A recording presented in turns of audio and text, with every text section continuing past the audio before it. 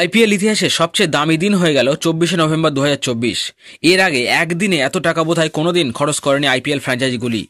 যেদিন আইপিএল ইতিহাসে সবচেয়ে দামি দামি প্লেয়ারগুলির কেনাবেচা হলো অকশন টেবিলে, তারই মধ্যে একজন হয়ে গেল আইপিএল ইতিহাসের মোস্ট এক্সপেন্সিভ প্লেয়ার। কে তিনি আর গতকালের অকশনে কোন 10 জন সবচেয়ে বেশি দাম পেলেন জানতে হলে ভিডিওটি অবশ্যই শেষ অবধি দেখুন। তবে তার আগে বন্ধুরা, আপনাদের সবাইকে আমাদের বি স্পোর্টস ওয়ার্ল্ড ফ্যামিলিতে স্বাগত।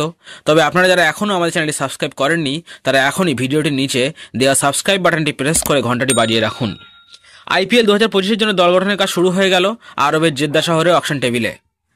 আইপিএল 2025-এর জন্য দল গঠনের কাজ শুরু হয়ে গেল আরবের জেদ্দা শহরে অকশন টেবিলে। প্রথম দিনের অকশনে টিমগুলি তাদের পছন্দের 72 জন প্লেয়ারকে কেনাবেচা করলেন, আর এই কেনাবেচাতেই আইপিএলের 10টি ফ্র্যাঞ্চাইজি খরচ করল 468 কোটি টাকা। একদিনেই আইপিএল দেশে সবচেয়ে দামি 2 প্লেয়ার হয়ে গেলেন 2 ভারতীয় প্লেয়ার। তারা যা দাম পেয়েছে তা মিচেল স্টার্কের গতবারের পাওয়া 24 কোটি টাকার বিনিময়ের থেকেও অনেক বেশি। তো আসুন প্রথম দিনের নিলামে কোন 11 জন প্লেয়ার সবচেয়ে বেশি টাকা পেয়েছেন সেগুলি জেনে নেওয়া যাক। প্রথম দিনের মোস্ট এক্সপেন্সিভ 11 প্লেয়ারের তালিকায় 11 নম্বরে রয়েছেন মোহাম্মদ শামি। তাকে নেওয়ার জন্য কেকেআর ও সিএসকে বিড শুরু করলেও শেষ পর্যন্ত হায়দ্রাবাদ তার দাম 10 কোটিতে নিয়ে যায়। আর গুজরাট আরটিএম কার্ড ব্যবহার না করলে হায়দ্রাবাদে চলে যান তিনি 10 কোটি টাকার বিনিময়ে।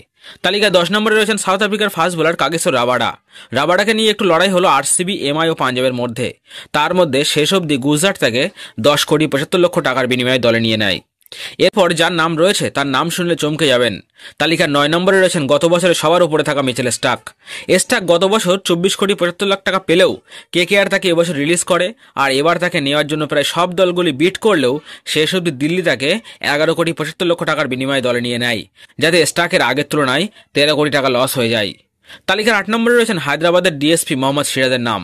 সিরাজকে ব্যাঙ্গালোর রিটার্ন না করলেও মনে হচ্ছিল আরটিএম কার্ড দেখাবে আরসিবি, তবে তাও করল না তারা। শেষ অবধি সিরাজ 12 কোটি 25 লাখ টাকার বিনিময়ে চলে গেলেন গুজরাট টাইটান্সে। তালিকায় 7 নম্বরে রয়েছেন লখনৌ সুপার জায়ান্টসের পুরনো ক্যাপ্টেন কেএল রাহুল। তবে তিনি যা দাম পেয়েছেন তার এর থেকে আরও বেশি পাওয়ার কথা ছিল। লখনৌ তাকে ছেড়ে দেওয়ায় দিল্লি তাকে 14 কোটি টাকার বিনিময়ে দলে নিয়েছে। 6 নম্বরে রয়েছেন প্রথম দিনের নিলামে সবচেয়ে বেশি দাম পাওয়া বিদেশি প্লেয়ার জশ বাটলার। ইংল্যান্ডের এই প্লেয়ার রাজস্থান ছেড়ে দিয়ে নিলামে ওঠার পর গুজরাট টাইটান্স তাকে 15 কোটি 75 লক্ষ টাকার বিনিময়ে দলে নিয়ে নেছে। তবে আশ্চর্য এই যে এবার দামের দিক দিয়ে প্রথম 5 জনের মধ্যে 5 জনই ভারতীয় নাম, আর এর মধ্যে 5 ও 4 নম্বরে রয়েছেন ফাস্ট বোলার আর্শদীপ সিং ও স্পিন বোলার যুজবেন্দ্র চাহাল, যারা দুজনেই 18 কোটি টাকা করে পেয়েছেন। দুজনকেই কিনেছে পাঞ্জাব কিংস। তবে 3 নম্বরে যে প্লেয়ার রয়েছে তার ভ্যালুটা একটু বেশি দিয়ে ফেলেছে কেকেআর। আগের বছর যেমন তারা স্টার্ককে বেশি 24 কোটি টাকা দিয়েছিল, এবার তেমনই কেকেআরের এক পুরনো প্লেয়ার ভেঙ্কটেশ আইয়ারকে রিটার্ন না করে নিলামে তুলে তাকেই আবার কেকেআর 23 কোটি 75 লক্ষ টাকার বিনিময়ে দলে নিয়েছে। তবে প্রথম 2 যারা রয়েছে তাদের পাওয়া মূল্য এক্সপেক্টেড ছিল আগে থেকেই। 2 নম্বরে রয়েছেন কেকেআরকে গত বছরে চ্যাম্পিয়ন বানানো ক্যাপ্টেন শ্রেয়াস আইয়ার। তাকে নেওয়ার জন্য কেকেআর, দিল্লি, পাঞ্জাবের মধ্যে তুমুল লড়াই হওয়ার পর পাঞ্জাব শেষ পর্যন্ত শ্রেয়াসকে হিউজ 26 কোটি 75 লক্ষ টাকার বিনিময়ে দলে নিয়ে যায়, আর সাথে সাথে তিনি হয়ে যান আইপিএল ইতিহাসের সবচেয়ে দামি প্লেয়ার।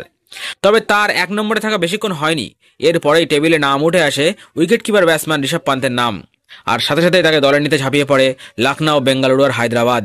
তবে দিল্লিও ছিল সাথেই। শেষ অবধি হায়দ্রাবাদ 20 কোটি 75 লাখ টাকার বিনিময়ে সবাইকে হারিয়ে দেয়। সেই সময় দিল্লি তাদের আরটিএম কার্ড ব্যবহার করতে চায়, আর সেই সময়েই লখনৌ একটা অবাক কাণ্ড করে বসে। তারা এক ধাক্কায় পান্থের দাম তুলে দেয় 27 কোটিতে। তখন দিল্লি সেখান থেকে সরে আসে, আর শেষ পর্যন্ত লখনৌ 27 কোটি টাকার বিনিময়ে ঋষভ পান্থকে দলে নিয়ে নেয়, আর সাথে সাথে ঋষভ পান্থ হয়ে যান আইপিএল ইতিহাসের সবচেয়ে দামি প্লেয়ার। আর এবছর তার রেকর্ড আর কেউ ভাঙতে পারবে বলে মনে হয় না। তবে এর পরের মেগা নিলাম হবে আবার 3 বছর পর। আপনাদের কি মনে হয়, ঋষভের এই রেকর্ড কি আগামীতে কোনো প্লেয়ার ভাঙতে পারবে? আপনার মতামত কমেন্ট করে জানান আমাদের। আর নিলামের দ্বিতীয় দিনের খবর জানতে আমাদের সাথে থাকুন। ভিডিওতে লাইক ও শেয়ার করতে ভুলবেন না।